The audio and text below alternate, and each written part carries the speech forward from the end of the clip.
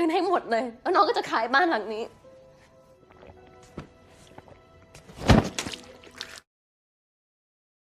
Halo semuanya, bagaimana kabar kalian hari ini? Jangan lupa untuk selalu bersyukur ya. Dan semoga kita semua diberikan kemudahan dan keselamatan dalam melakukan aktivitas apapun. Film kali ini menceritakan tentang seorang kakak dan adik yang tidak pernah akur. Dari si adik baru lahir, hingga ia dewasa si kakak terus membencinya. Namun ketika sang adik memutuskan untuk pindah ke negara lain karena pernikahannya, si kakak tidak rela. Ternyata tanpa disadari keduanya sebenarnya sama-sama saling menyayangi. Bagaimana ceritanya? Yuk kita mulai.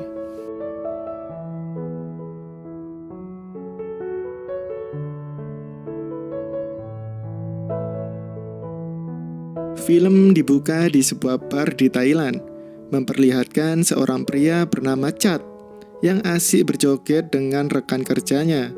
Tak lama, Chad melihat wanita seksi tengah sendirian. Dengan bermodalkan ketampanannya, ia berhasil membawa wanita itu ke rumahnya. Saat mereka mau memulai aksinya, tiba-tiba si adik datang. Chad pun kaget. Si adik yang bernama Jen itu marah lantaran si kakak membawa wanita ke rumah tanpa persetujuan darinya. Ditambah lagi, wanita itu memakai baju milik Jen yang membuat Jen makin marah. Lalu sebagai hukuman, Jen menyuruh si kakak tidur di luar. Chad kecil sangat ingin mempunyai adik laki-laki. Namun takdir berkata lain, si ibu melahirkan bayi perempuan. Chad sangat kecewa, apalagi saat dewasa Jen sangat sempurna. Jen tumbuh menjadi anak pintar. Segala hal yang dilakukan Chad, Jen dapat melakukannya lebih baik. Hadirnya Jen membuat Chad merasa seperti pecundang. Suatu hari saat mereka bermain bisbol, tongkat yang dipegang Jen terlempar ke wajah Chad, dan akhirnya Chad pingsan. Kejadian itu membuat Chad sangat malu dan tidak bisa melupakannya sampai sekarang. Jen kecil juga mempunyai keinginan untuk punya kakak yang baik kepadanya, mengajaknya bermain seperti anak laki-laki dan selalu melindunginya. Namun kenyataan berkata lain, si kakak seringkali memukul Jen hanya karena hal sepele. Saat di sekolah, karena kebodohan Chad, seringkali membuat Jen malu di hadapan teman-temannya. Ketika Jen membawa pacar ke rumah, Chad selalu melarangnya dan membuat Jen tidak mempunyai pacar sampai sekarang. Di rumah pun Chad tidak bisa membantu Jen. Semua baju punya Jen yang cuci, mengganti lampu sampai membersihkan tempat tidur Chad. Jen semua yang mengerjakan. Jen sangat menyesal punya kakak yang tidak berguna seperti itu. Esoknya, Jen melamar pekerjaan di perusahaan milik orang Jepang. Karena kepandaiannya, Jen pun langsung diterima kerja di situ. Melihat kecantikan Jen, sang manajer yang bernama Moji mulai jatuh hati kepadanya. Esoknya di kantor, Chad bertemu dengan seorang wanita bernama Dear. Dear adalah mahasiswi yang sedang magang di perusahaan tersebut. Dan kebetulan dia berada satu tim dengan Chad. Dari pandangan Dear terlihat dia menyukai Chad, tetapi sebaliknya Chad hanya menganggapnya biasa saja. Dan ternyata Chad dan Jen bekerja di perusahaan yang sama. Betapa terkejutnya Chad melihat Jen yang tiba-tiba masuk ruangan. Jen ditugaskan Moji untuk menjadi asisten pribadinya. Melihat si Jen, Chad menduga kalau Jen akan melakukan sesuatu padanya. Dan benar saja, saat Chad mempresentasikan hasil kerjanya, Jen selalu memotong pembicaraan dan membenarkan perkataan Chad seakan-akan Jen lebih mengerti dari Chad.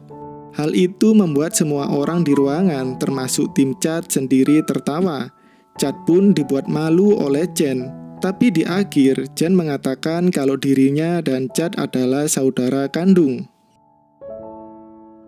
Berhari-hari setelah kejadian itu, Jen dan Moji resmi berpacaran.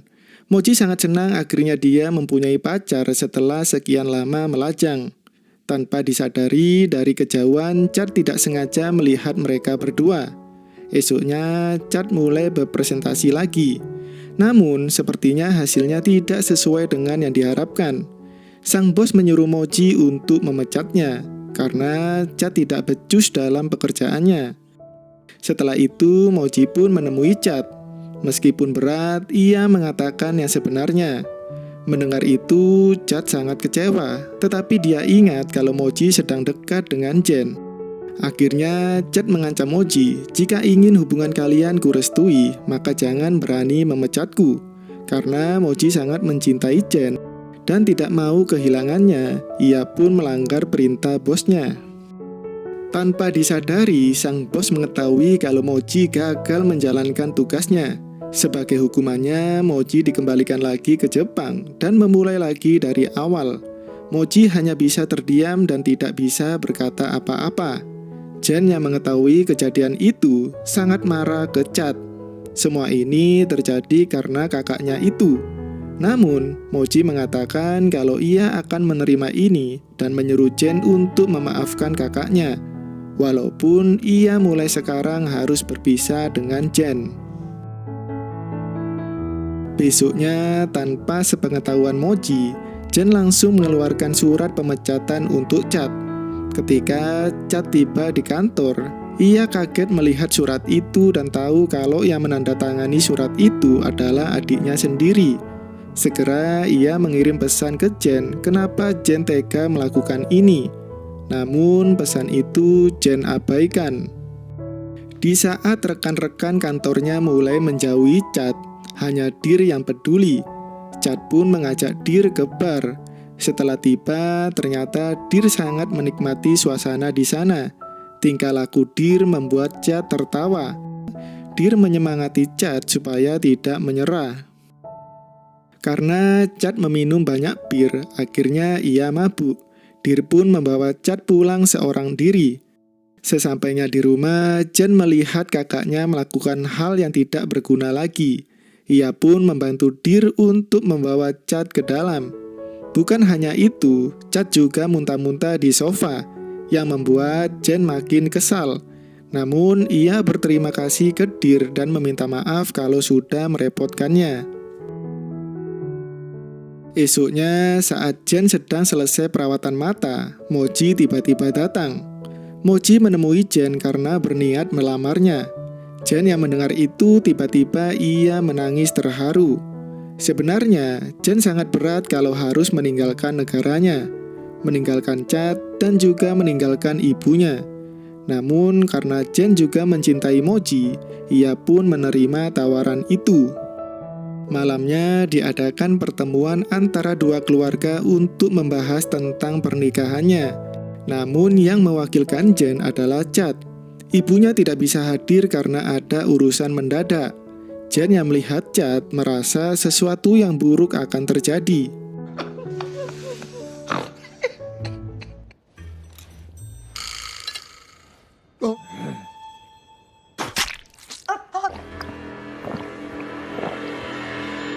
Dan benar saja, tingkah laku Chad membuat Jen sangat malu. Beruntung Moji dan ibunya tidak menganggap serius hal itu. Ibu Moji mengatakan kalau pernikahannya akan dilaksanakan bulan depan. Chad pun tidak mempermasalahkannya dan setuju saja. Tetapi wajah Chad berubah sebaliknya. Ketika Moji mengatakan kalau setelah menikah, ia dan Jen akan pindah ke Jepang. Chad tentu saja tidak setuju. Ia segera membatalkan pernikahan itu dan membawa Jen pulang. Di rumah, Jen sangat marah. Ia menyesalkan sikap Chad yang sangat egois. Meskipun itu kakaknya, Jen tidak mau kakaknya ikut campur urusannya. Dan Jen berniat untuk menjual rumah ini ketika nanti ia pindah. Mendengar itu, Chad menolaknya. Namun, Jen mengatakan kalau rumah ini Jen selalu yang membayar sewanya. Sedangkan Chad tidak pernah membayar bahkan setengahnya pun. Tetapi Jen merasa dia yang jadi pembantu di rumah itu padahal dia yang bayar. Jen tidak peduli lagi setelah ini Chad mau tinggal di mana. Awalnya mereka tinggal bersama si ibu di kota lain. Namun karena pekerjaan, Jen dan Chad akhirnya terpaksa berpisah dengan ibunya dan menyewa sebuah rumah. Namun kali ini Jen dan Chad harus berpisah. Esoknya, Jen meminta maaf tentang kejadian kemarin dan mengatakan kalau dirinya beserta si ibu menyetujui pernikahan itu. Di sisi lain, Chad yang tidak punya tempat tinggal lagi memutuskan untuk pindah ke sebuah apartemen. Berhari-hari setelahnya, Jen datang menemui Dear untuk membagikan undangan pernikahannya. Dear pun memberikan selamat ke Jen. Ketika mau pergi, Jen menanyakan kabar tentang Chad. Karena berhari-hari mereka berdua tidak pernah bicara lagi. Jen tahu kalau kakaknya itu sampai sekarang masih tidak punya pekerjaan. Oleh karena itu, Jen sudah mencarikan pekerjaan baru untuk Chad. Tetapi ia meminta supaya Dear yang mengatakannya ke Chad dan meminta tolong jangan beritahu Chad kalau Jen yang mencarikan pekerjaan. Lalu Dear segera menemui Chad untuk mengatakannya betapa senangnya Chad akhirnya ia bisa kembali bekerja. Di tempat lain, di rumah si ibu, Jen akan melaksanakan sesi pemotretan. Dan tak lupa si ibu mendampingi Moji.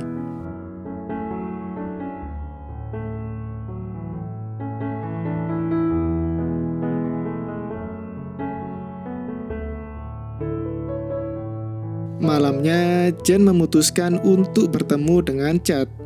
Lama tidak bertemu membuat keduanya sama-sama canggung. Jen pun membuka obrolan dengan meminta maaf ke Chad. Jen mengatakan kalau sebenarnya dia belum siap untuk pindah ke Jepang. Dia membayangkan kalau suasana di tempat baru tidak akan indah seperti di sini. Melihat adiknya yang galau seperti itu, Chad tidak tega. Tetapi Chad mengatakan selama ada Moji, semuanya akan baik-baik saja. Dan Chad juga mengatakan kalau dia sekarang sudah menyetujui pernikahannya. Mendengar itu, Jen rasanya ingin menangis. Akhirnya perasaan lega antara keduanya muncul setelah beberapa minggu tidak berbicara. Saat mau pulang, Jen mengingatkan Chad untuk hadir di pernikahannya. Esoknya, saat di rumah sang ibu, Chad tidak sengaja melihat HP Jen yang ketinggalan. Dan kebetulan juga ada pesan yang masuk dari Dear, yang isinya tentang pekerjaan untuk Chad. Akhirnya, Chad tahu kenapa tiba-tiba ada lowongan kerja untuknya. Ternyata semua ini dari Jen. Malamnya, acara pernikahan pun dimulai.